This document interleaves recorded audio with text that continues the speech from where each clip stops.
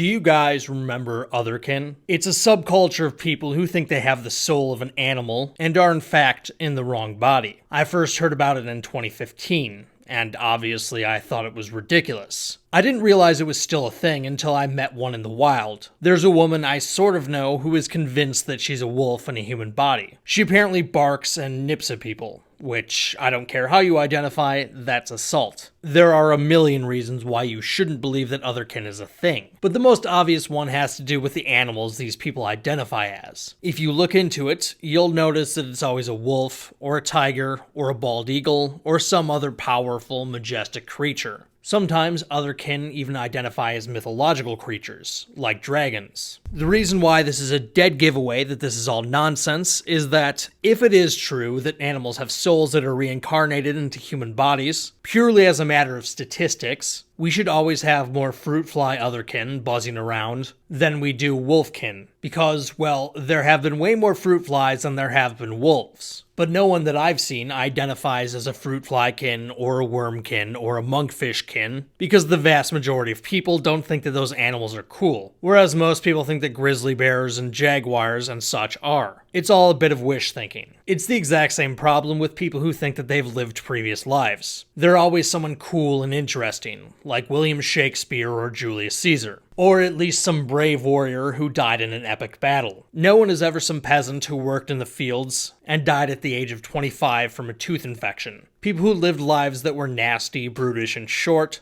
far outnumber notable historical figures. The fact is, it was far more normal for someone to be a field hand than it was to be a playwright, which is precisely why the names of field hands are not recorded in history books. For most of human history, the vast majority of people lived lives of toil and misery. This is why I'm so dismissive of grand economic nostalgia. If you actually had to live at one of the points of history that so much of our population clamors for, you'd likely be a lot less happy than you are today. You'd almost certainly live a shorter life with more suffering. Yet there's a whole subculture on the internet that points to ads from the 1950s and pines for the supposedly better life that people lived back then. I've spent a lot of time on this channel challenging that myth. And while the left rightly mocks the tradcon knuckleheads on the right for their skewed view of history, the left has their own mythology about the economic realities of the post-war era. Many populist conservatives share in the delusion that the 1950s was some workers' paradise. Now, would I go so far as to say that life is 100% better in every respect for every kind of person than it was in the 1950s? No, but that's far closer to the truth than is the image of the 1950s being some golden age. The 1950s was not a more prosperous time than now, but, compared to today at least, it was a less tumultuous time for your average worker. And, as Kevin D. Williamson has said, people want the prosperity of today with the perceived stability of the 1950s. But, unfortunately, this is a false choice. As I've said before many times on this channel, a growing economy is necessarily one with turnover. Creative destruction necessarily means that an innovative economy is constantly destroying the old order. Just think of the various parts of our economy that have been displaced by the internet. The paradox here is that the upheaval that is part and parcel economic growth necessarily makes people feel more vulnerable about the world changing around them. This is obvious now, but it's been true since modernity got its start. Let's look back at a time that really was worse than 1950s America. Victorian England. Some of the most influential anti-capitalist, anti-modernity works come from Victorian England. Charles Dickens wrote vividly about urban poverty in rapidly industrialized England, probably most notably in A Christmas Carol, where the greedy Ebenezer Scrooge hoards his wealth and abuses his workers in a cold and impoverished London. Until, of course, he has his great Christmas epiphany. Works from Victorian England and their portrayal of urban poverty have stuck with us to this very day. As Thomas Piketty writes in his book on income inequality, Capital in the 21st Century, the most striking fact of the day was the misery of the industrial proletariat. Despite the growth of the economy, or perhaps in part because of it, and because, as well, of the vast rural exodus owing to both population growth and increasing agricultural productivity, workers crowded into urban slums. The working day was long, and wages were very low. A new urban misery emerged, more visible, more shocking, and in some respects even more extreme than the rural misery of the old regime. Germinal, Oliver Twist, and Les Mis did not spring from the imaginations of their authors, any more than did the laws limiting child labor in factories to children older than 8 in France in 1841, or 10 in the mines in Britain in 1842. This time inspired a lot of nostalgia for rural life. As Phil Graham, Robert Ekelund, and John Early write in their book, The Myth of American Inequality, poets and writers extolled the virtues of rural life and emphasized the dignity of rural workers. By contrast, the theme that city life was evil found voice in William Blake's poem London. I wander through each chartered street, near where the chartered Thames does flow, and mark in every fact I meet,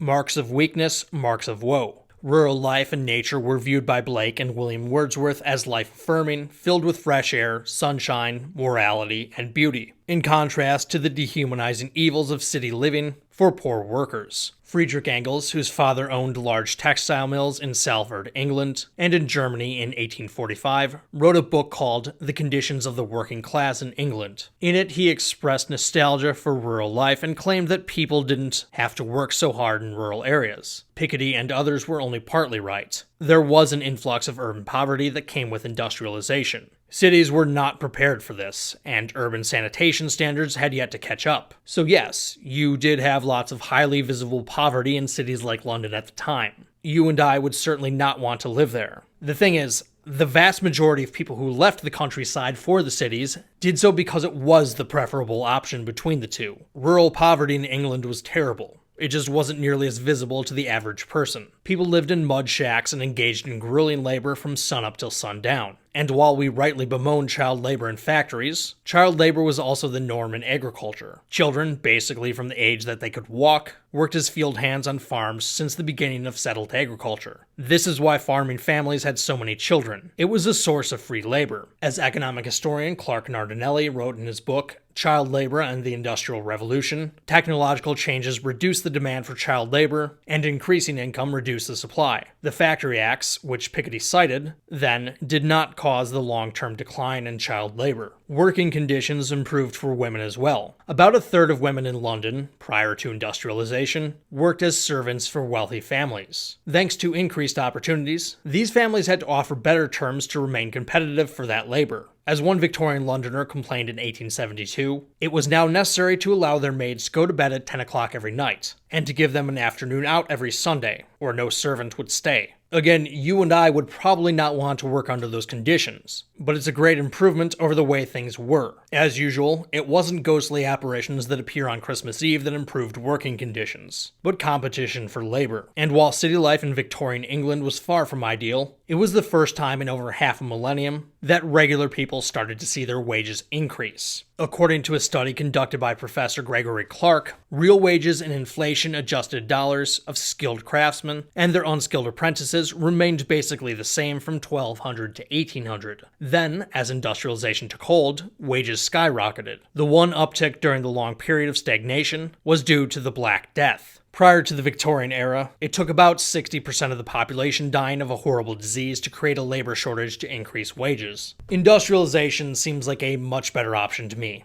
Wages and working conditions were far from the only improvements during this period. As Graham, Ekelund, and Early write, life expectancy for males rose by 20%, from 40.2 years to 48.5 years, from 1841 to 1901. For females, it rose by 24%, from 42.2 years to 52.4 years. The literacy rate, which was 64% for men and 53% for women in 1830, improved to an almost universal 98% for both by 1900. An index of the quality of life for Victorian children and youths, which combined metrics for the mortality rate in the first 5 years of life, a body mass index to measure adequacy of nutrition, a wage index, school enrollment, female literacy, and household size, more than doubled from 40.9% in 1840 to 93.5% in 1900, where 1914 equaled 100. Again, some of those numbers might not seem great now, but considering the context, they were a great improvement over the way things were. And it's a great reminder that increases in economic productivity and output are not just lines that go up on a graph. They usually go hand in hand with life improvements for your average person in real, tangible ways. Of course, increases in economic growth and productivity come at a cost. Again, among other things, it almost always displaces the existing economic order. For example, as most textiles were produced in factories during the Victorian era, many small-time tailors were probably put out of business. So it's not like there weren't people who lost out. That said, most people at the time made their own clothes by hand. So the industrial manufacture of clothes not only reduced costs, it freed up time for the people, mostly women, to do other things. One of these changes is highly visible. You will surely notice lots of tailors going out of business, while the other one really isn't. And that's part of the problem that modernity and improvement will always face. The drawbacks are much more likely to be noticed, whereas the improvements, however profound, are something you're unlikely to appreciate for very long. I'm guessing most of you don't contemplate the fact that you don't have to make your own clothing. You just take it for granted that you can go to a department store and buy a t-shirt for what is likely less than an hour's worth of wages you make at your job. This, combined with cherry-picked memories from the past,